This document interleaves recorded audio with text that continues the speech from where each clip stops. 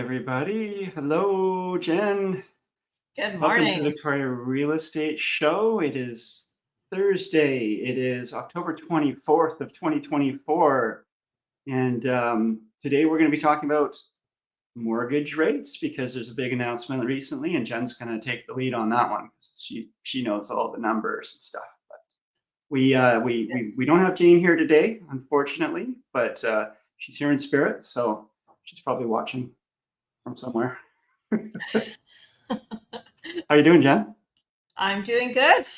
Yeah, It's good. exciting news and positive information in our industry, that's for sure. Definitely. I think everybody's been waiting and waiting for like that tipping point of when do things come back? When do people start saying, okay, I'm okay now to become a buyer again because I've been, eating these there's been these high interest rates and I just don't really feel comfortable buying yet. But hmm definitely the direction it's been going and and what I'm seeing on the street in terms of our business. And how are you seeing it in your business? Are you seeing a significant uptick, or I'm sure the Yes. conversations have really grown? Yep. I mean, after the announcements yesterday, multiple emails this morning, people just inquiring, wanting to check in on their mortgage rate. Does it make sense to refinance now? Should we hold off? Yeah, so definitely an increase in activity, which is wonderful.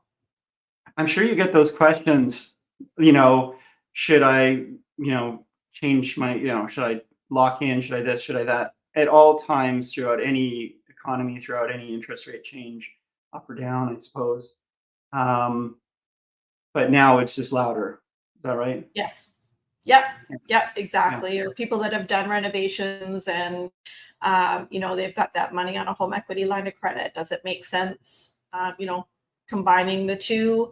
Or do they wait till their maturity date? And yeah, Right. those kinds of Yeah. Well, I mean, we should probably talk soon about ours. Sure. Happy to do that. Okay, well, let's get into the show and talk about what's been going on out there in real estate world. Just a moment here. So yes, as I said today, we're talking about that half point. 5 basis points, just 0.5% drop, and that's 0.5% on top of all the other percentage drops. But we're going to start out with just what's happened in the last week and what has happened month over month. And then we'll get into that. So in the last week on the MLS board in Victoria, 241 new properties came on market. And out of the pool of available properties that 241 added to, 159 came out of due to going pending, meaning that they reached an unconditional agreement to sell their home. And somebody was buying it. 109 properties out of that pool of properties dropped their pricing. So that ratio is a little less than 50-50 on new listings and those price drops. A little over 50-50, almost looks like 65-70% of the new, ratio of listings new to pendings. 6 people chose to increase their price. Again, often that's just because the agent input it wrong. Maybe they put 999,999, but they actually didn't double check the listing contract and it was a straight million, these kind of things. Or more often you see the property come up for 100,000 and it should have been $1 million. And of course they're getting their phones are ringing off the hook. I remember when I was looking for a property before I was in real estate, and every once in a while you'd see a property where they'd made a mistake or an error in the price, whether it was 250,000 instead of 520,000, or whatever it was. And you just you think it's too good to be true, but I got a call. Maybe somebody really there, folks. There's that doesn't happen. Nobody's giving away their homes for 100,000 when it's worth $1 million. But hope springs eternal. 7 properties came back on market. 150 transacted at the lawyer's office. One of mine happened to do that today. Yay! 50 properties expired off market. So you can add that to this, what's coming out of the pool, and 2 were withdrawn. In so far this month, as of Monday, when we do this report, Monday the 21st, there were 412 unconditional sales. So far this month in October. In October 2023, in the whole month of October of 2023, there were only 407 sales. So we're already above that. We're already, and we've got another, about a week to go with the rest of this week. So we're going to be, I don't know, maybe close to 500 sales by the end of this month.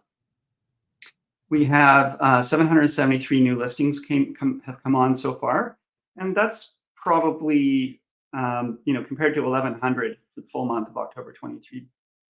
I think we're probably going to be close, maybe a little under that number for new listings.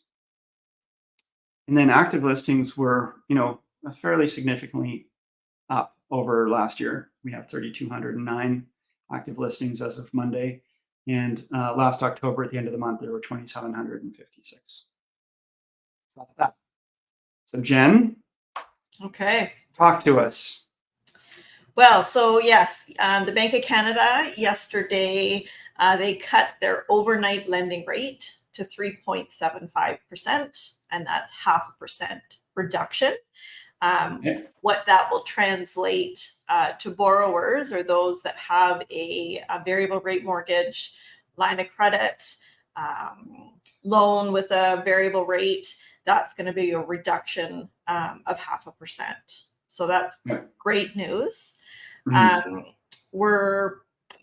Bank of Canada reduced rates by 0.25 percentage point a few times already this year. But you really notice a difference when it's that 0.5%. It translates to $30 reduction per 100,000. So a significant reduction to your payment, which is say that number again. $30 per 100,000. Okay. Right. So a 0.5 percentage drop on $1 million property, that's the $300 less you're paying per month. 30 times 10. Yeah. Okay. Yeah. Wow. So you feel that, as opposed to, $15, these drops that have been a 0.25 percentage point, $15 per 100,000, you just don't feel it quite as much. No. The current projection as well is that there's a huge possibility currently, based on our current numbers, however, things can change, of another 50 basis point drop on December 11th, which is the final time that the Bank of Canada meets in 2024. So far this year, it's been over. Has it been 1% drop total, or over 1%? 1.25 now. So 1.25. Yeah. And there's speculation that in December, another 0.5%. Yes. So we'd be 1.75, almost 2% drop in 1 year in interest rates. Yes. So the current outlook in our real estate world is that definitely a big uptick in activity leading into the spring. There's differing opinions whether or not that's going to start in the winter. Our chief economist, Dr. Sherry Cooper, expects that we're going to have a really busy spring. With that, sorry. What do you think? Well, I think that the smart buyers are getting ahead of it, and I've been saying that for a little while here. When you see the writing on the wall, don't wait for it to come to you. Get ahead of it, right? There's been a lot of change, and that's the direction is going in the right direction. And we've all experienced, actually, some buyers who are first-time buyers may not have experienced this, and buyers who weren't in the heat of it. But when you're in a hot market, it's not a lot of fun for a buyer. And the advantage is to get there ahead of it now, when there's actually a selection of inventory, because that inventory will dry up that we just talked about. And there's a selection of, and you're not necessarily competing for properties. But that will be gone in the spring, and I do expect there will be a People tend to follow the news, and I think once the news starts saying Mhm. it's really active out there, and I wouldn't be surprised if we have record-breaking, let's say December and Mhm. January Yeah. as we go into the spring. Because what does happen as interest rates fall, house prices historically go up. Right. Exactly. Exactly. So, yeah, it's in specifically looking at this slide here, because the next decision is okay. You're gonna get a mortgage. What do? Do you go fixed or variable? Right. Um, Currently, where you can see the red line here, our Mhm. variable rate is much higher than the fixed rate, which is not Right. the norm. Um, the norm is historically that fixed rates are higher than a variable rate, because the idea Yeah. is that you're going to pay more to have that peace of mind and knowing what Hmm. your rate's going to be for that 5-year term. Yes. We're seeing now in the forecast is that variable rates are going to drop within a year lower than that 5-year fixed. So And get back to what's kind of a normal yes, ratio where again people pay a premium for the comfort and stability of knowing what their payment will be on a fixed, and exactly. people take the risk on a variable at a lower rate, but with the hope and expectation it always stays that low. But there's the chance it goes higher, and you're gambling a little bit with that variable rate. Yes, and over the last few years, it's been a tough gamble. A losing Yes, gamble. Yeah, yes. yeah. But finally, I it looks I like that's lost that. getting I back. lost that Oh, gamble myself. me too. Yeah, Yeah, yeah. So yeah. it's been frustrating. So I'm very relieved to see things getting back on track. Okay, so this graph here, it shows the red, really precipitous drop in the variable rate, Yes. and then the fixed rate maybe dropping a little bit, but then starting to rise. Yeah. And it's showing, so it starts at today, and this slide is recent then? This Is a is recent from slide? yesterday. Yep. Yesterday's slide. Yep.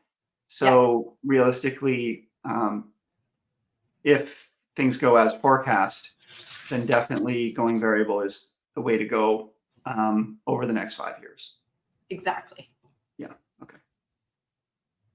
And then there's, I'm sure, and we've already talked a little bit about this, and as you said, there's a lot of conversations happening around, is this, I'm on a fixed rate, what point should I talk about converting to variable? Should I wait till, should I break my mortgage now and change that Mhm. up? And that's an individual conversation for everyone to do, but is now a good time to have that conversation? Yes. I mean, it's kind of tough right now because you'd be breaking it and your rate would be higher than what you've Mm, got potentially for a fixed. Um, but the balancing act is your penalty would be less because the second rates do start dropping more, that penalty is going to skyrocket. okay. Okay. Got it. So, there's been a number of decisions. We've already talked about them. It's come down 1.75% percent so far this year. 1.25. But we're looking Yeah, by this is 1.25. saying they're projecting the overnight lending rate, which is what the Bank of Canada sets. Mhm. It's headed for 2.5% Right. by the spring. It is currently 3.75%. Okay. And that's a So really, really significant difference. yes, I mean, once you're down in that kind of 2.5%, that's, uh, I mean, there are people out there that have been paying, on fixed. What are some of the average higher fixed rates you're seeing that some people are in, and where did the variable rate get to at some points? Let's say for those folks that didn't have the prime minus or anything like that. it was gross. Close to 7% for a variable, and fixed Yeah. were like about 5.89. They were honestly fixed was up to like 6.59 at one Yeah. point. Yeah. Yeah. So this, with this 2.5%, we're talking, mortgage interest that is less than half of what you would have been paying a couple of years ago. Yes. That's like, you talk half percentages and quarter percentages, but you're actually, where you're reaching is a point where the ratio is less than half of what you've been paying just a couple of years ago in interest. That opens up a lot of buying power. And the bottom piece there, the overnight rate headed for 2.5 by spring, above pre-COVID rate of 1.75. Basically, they really kind of cut out the COVID time, because the overnight lending rate Mhm. during COVID was 0.25%. Right. And that is not expected to happen again. That was an unprecedented time, as we know. Yeah. So folks, don't wait for or expect we're going to get back to those 0.25% interest rates. That's not realistic. That was a really unique, Time period. unfortunate time, and we don't really want to go back there, because having those low interest rates are because there's a cost to us from some big event that's been happening in the world. What we've got here is slightly higher than the pre-COVID rates, but still within a really low, reasonable rate. So this is good. And so what do they think happens after that April 16th? I guess that's what this one is. It might be continuing on a downward trend for 4 years. Yes. And then start to go up. Yeah. Balancing out, Okay. After a big significant drop in the next year, balancing out, and then a slight increase after 4 years. Now, this is the current forecast, but this can change. Anything in the economy, it's amazing how this gets affected. Well, it's just like looking at any kind of, they try to predict the hurricanes down south, and, or any kind of weather pattern, the further out you're predicting, the more room there is for that error. But it's just, I hope they're predicting this a little bit better than the weather, because the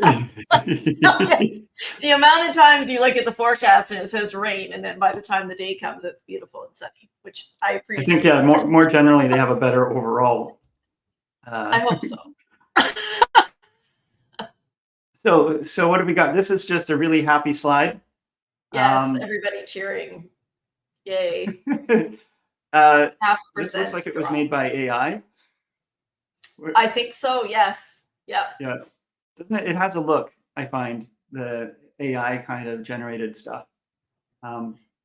Okay. So Bank of Canada, policy cut 3.75. So this is what we've been talking about. We don't need to dwell on this slide unless there's anything you want to talk about here. That's it. They're classified this as a jumbo rate cut. Okay. Jumbo rate cut. Okay, good. So yeah, lots of changes. We've talked about these before, but in the context of the mortgage rules and everything else, of mortgages, in context of lower interest rates, these rules also are some of the first times we've seen some opening up of mortgage rules as well. So yes, pile that onto the pile of things that are making it easier for people to access money again. Puts more into that perfect storm of we should be seeing a busier spring. Do you want to talk us through these, Jen? Yeah. So the first one is for insured mortgages. 30-year amortizations are now going to be available for all first-time home buyers and all purchasers of new builds. So if you're buying a brand new home, you can go up to a 30-year amortization. That helps with qualifying for the mortgage as well.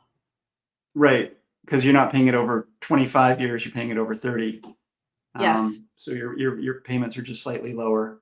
Exactly. Now, you said that is only for insured mortgages, though?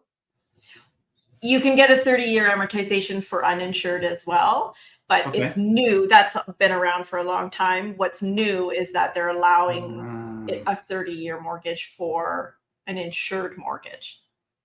Okay, got it. Yeah. Okay. Yeah. Second one is that they've increased the 1 million price gap for insured mortgages to 1.5 million.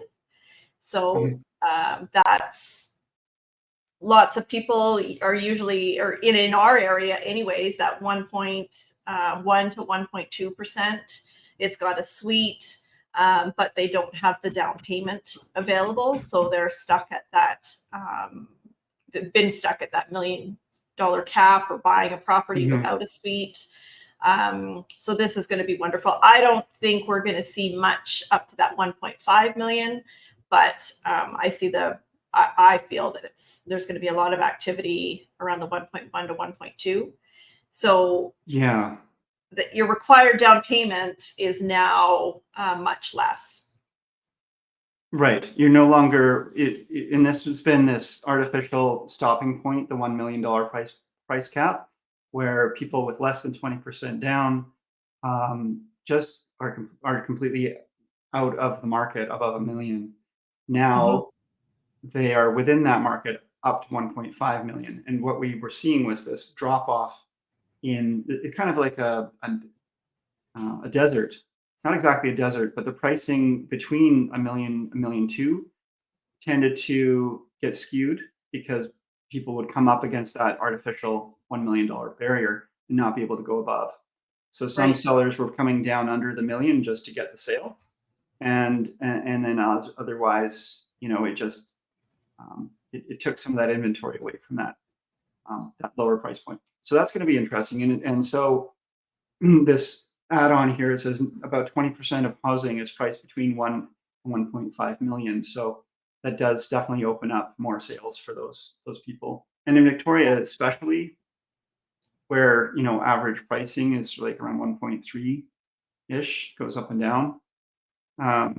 This is really is important for Victoria. This one. Yes. The third one there, so it's just outlining how the down payment has changed. So up to 1.5 or between 1 million and 1.5, your minimum down payments have been 20%. It's now changing to not just an easy calculation. It's got to be it's 5% of the first 500,000 and 10% on the portion between the purchase price of 500,000 and 1.5. Okay, so if you want it, go ahead. Sorry. Well, so what you're saying is you can buy with less than 10% down, but there's like a scaled sliding calculation on it. Okay. Yeah. So yeah, 5% of 500K, 25,000. Yeah, and 10% let's say on the amount above. 10% on another million, let's say. So at 1.5, that's 100,000. Yeah. So 125,000 you need down payment for a $1.5 million home. Minimum versus 300,000 is the right. So big change. Big change. That being said, you still need the income to qualify for $1.5 million. So this is really going to be for high income earners, because you still need to have pretty good income to be buying a $1.5 million home. But they don't have necessarily that down payment yet. Yeah. Yeah. Cool. Are you seeing like a market for that? Because I'd heard some people saying that it won't make that big a difference because of the high income required for those higher priced homes. I think with the rental income, like most of those, if you find a property that has a suite, it's that where I think it's going to really make the effect here in Victoria is up to around that 1.2 million, because then we're also able to use that suite income, which helps with qualifying as well. You can still use suite income for like 1.5 million, could you not? For sure you can. Yeah. It just won't have as much as maybe it's got a really nice suite. Yeah, for sure. I don't know. I might be, you might consider buying a $1.5 million home and living in the suite yourself, renting the main home out, just to get that home that you want. There's always different ways to look at it. I have run into it multiple times with clients that they do qualify for the purchase price, but they don't have that required down payment. So they're restricted on their max purchase price because they don't have the down payment piece. So they Yeah. do qualify for it. But, Yeah. And the so other this is thing- changing. Yes, yeah, so that's positive, is that the stress test rate, of course, is dropping because interest rates are dropping. So that Right. will also increase purchasing power. Right. With the lower stress test now, you can actually get approved for a higher mortgage. And, and that's what a lot of people have been waiting for as well. I've actually got a number of people out there that would love to be able to buy, but they are waiting for the interest rates to come to that point where they can now afford to do what they want to do. So yeah, again, watch for probably some pricing solidifying in this winter and into the spring. So Yeah. lender switches are allowed. What's this about? Basically, when your mortgage is up for renewal, and because about a year ago, there was mad panic. It was in the news that all these people that have their mortgages coming up for renewal are going to have major payment shock. That was something. Now that's not as much of a concern anymore as interest rates are coming down. But it's important for people to know that you don't have to renew with your bank. So you go into your bank and they give you an interest rate option. You want to reach out to a mortgage broker and explore your options, because we can switch your mortgage now without having to qualify under that stress test. Right. Because the unintended consequence of the stress test was that people were going to a lender, getting a great rate, but then on renewal, they were having to go, they couldn't shop around because maybe their situation had changed and they weren't going to meet the stress test anymore. And they were allowed to renew with their lender. They could, as long as I guess they were, not in arrears or whatever. But it was harder for them to switch. So the banks knew that and were actually, sounds like, almost overcharging people on renewal as well. Is that fair to say, or is that? Yes. Yeah. Yeah. And then it's important to have a mortgage broker that knows there's so many different buckets that your mortgage can fall under.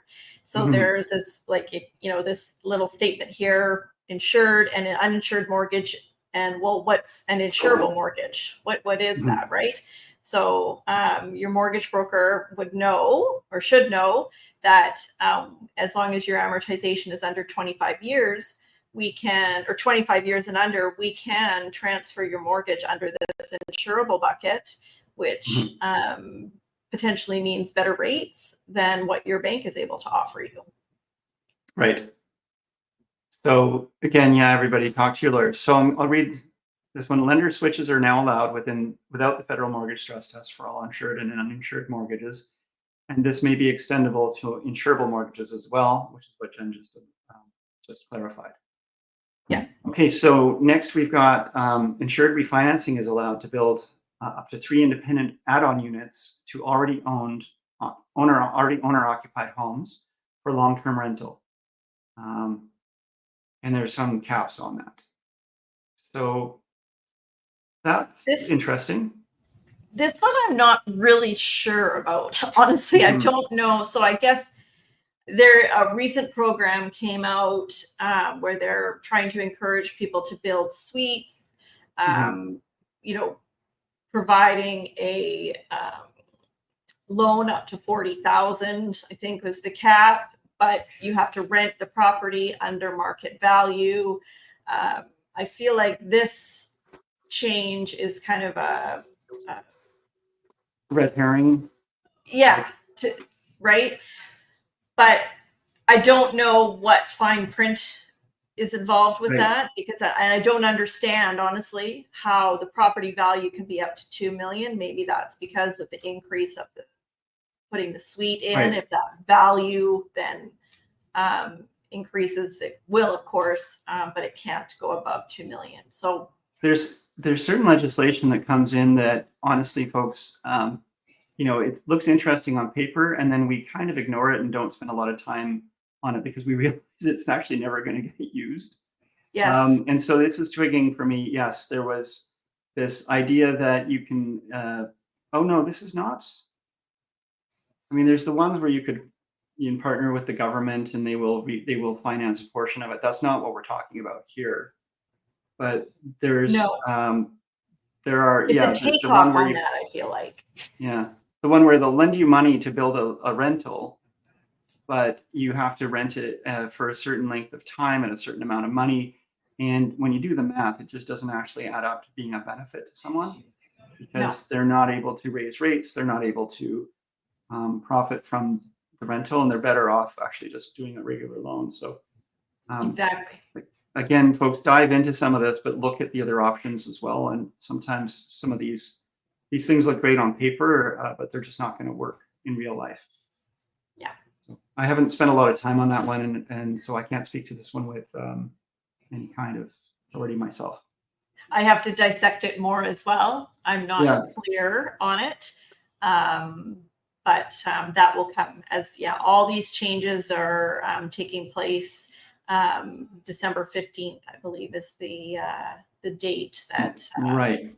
And that's a really good point because you can go and maybe negotiate a purchase right now, and you may not be until it comes into law on the 15th. You don't want to be doing anything based on depending on this until at that point. That's right. Yeah. Okay. Thank you. So this is the Victoria Real Estate Show with Jen Lowe and myself, Andrew Plank, and Jane Johnston. And we do this every Thursday at 9:30. We welcome you to come back and listen in, or just listen to us on, or watch us on one of the various platforms that this gets distributed on. We always appreciate your input and feedback. So if you like what you're hearing, please do like it. If you want to hear us again, please subscribe. If you want to share feedback, please comment. We'd love to hear it. And if you want to share it with others, just hit on share, and we would love for this to go far and wide.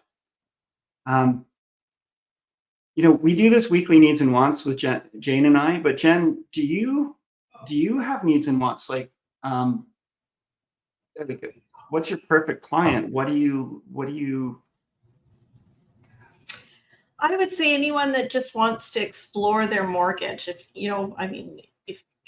you're just not sure about what you have, you just want an unbiased opinion. Does it make, I'm happy to look at your mortgage statement and let you know if it makes sense to hold off, or does it make sense to refinance? Right. Yeah. And do you have like sort of like, I guess, where's your bread and butter in terms of your ideal client? And I don't want to pigeonhole that because folks, call Jen with anything. But what do you find you're doing?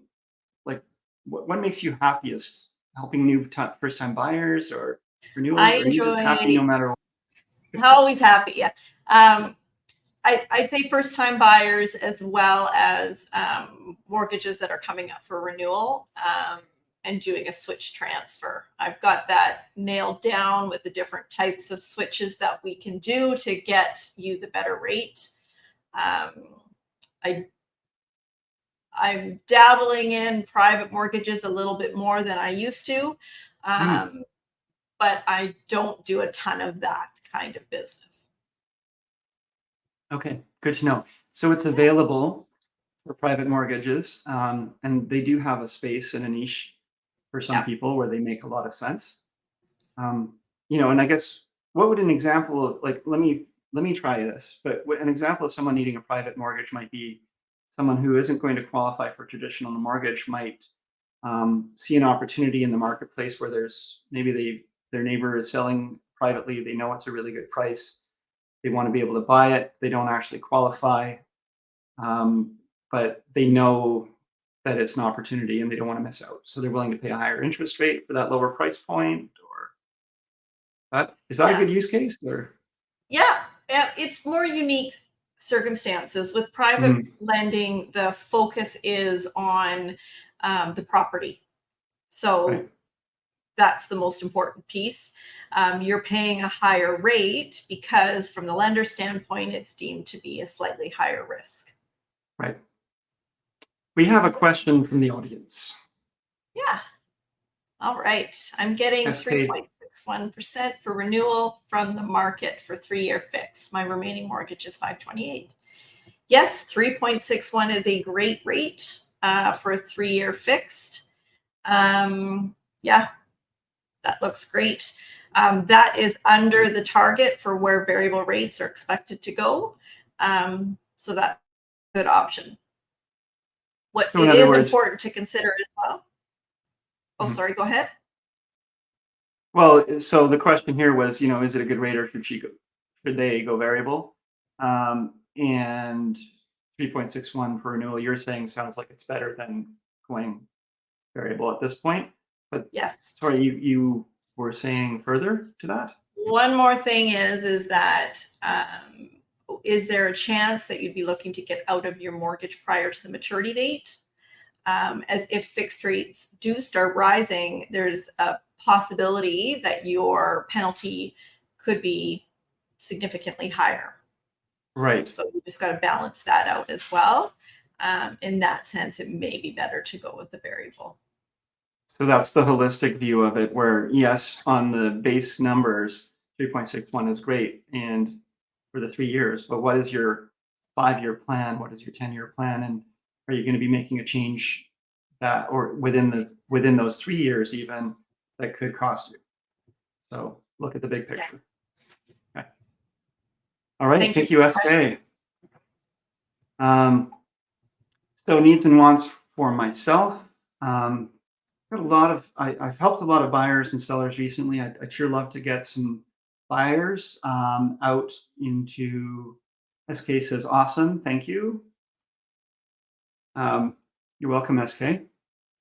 And love to get some buyers out to my new listing out at Citadel Ridge. It's a beautiful townhouse with master bedroom living on the main, and really high quality finish in floor heating, radiant boiler heat. And just a great location out there near Royal Bay. I have buyers for a house up to 1.3 million, preferably with a suite at that price point. And the Esquimalt area would be great, but anything in sort of the Victoria core is what we're looking for. And also looking for some starter condos, starter condo townhouse. Love to find a starter townhouse under 550, which is probably a unicorn in the West Shore. They do exist. I looked up. There were 3 that sold in the last year, but that's only 3 under 550,000. And yes, they're going to need work and they're going to be in an older complex. But we're looking for something like that, as well as starter condos for people looking for something for their son and so forth. So that's where we're at. So that's it for me. And anything you want to add or wrap up here with, Jen? I'm just it's nice to have some positive news in our world, because this last year has been tough. Mm-hmm. Yeah. So it's great. I'm excited that my clients are paying less interest, those variable rate mortgages. So it's nice. We sometimes I think in this business we sometimes take some of our personal value from how we're doing for our clients, and it's harder to do well for our clients when the markets are against us. Yes. So we can take it personally, and our attitudes and our temperament and everything, not temperament, but how we feel in the world can really be affected by what's going on out there. So it's nice when we can be doing well. Yeah. When okay, well, how much is my mortgage payment going to be? And I just let I don't know. Yeah. I don't want to say it. I don't want to tell you. So that's, getting better. So it's just all around positive. Exactly. In the same in our business where you just, I'm sorry you lost out on yet another offer you made because there were, 6 offers presented and yours was, somewhere in the mix. Or I'm sorry you're not getting offers on your property because the buyers are just not out there for this. Right. You do your best, but it's always nice. I mean, we don't need to have it easy all the time, folks. We don't want to have it easy. We love a challenge. But some markets are more challenging than others, and it can just really impact everyone. So it's nice to be feeling like the tide is rising again. Exactly. Okay, everyone, thanks again for watching. Jen, thanks for being here and showing us all the good stuff. I'm going to hit end on this, and we'll see you all. We'll see you next week, Jen. We'll see Jane next week, and we'll see you all next week. Thanks, folks. Thank you.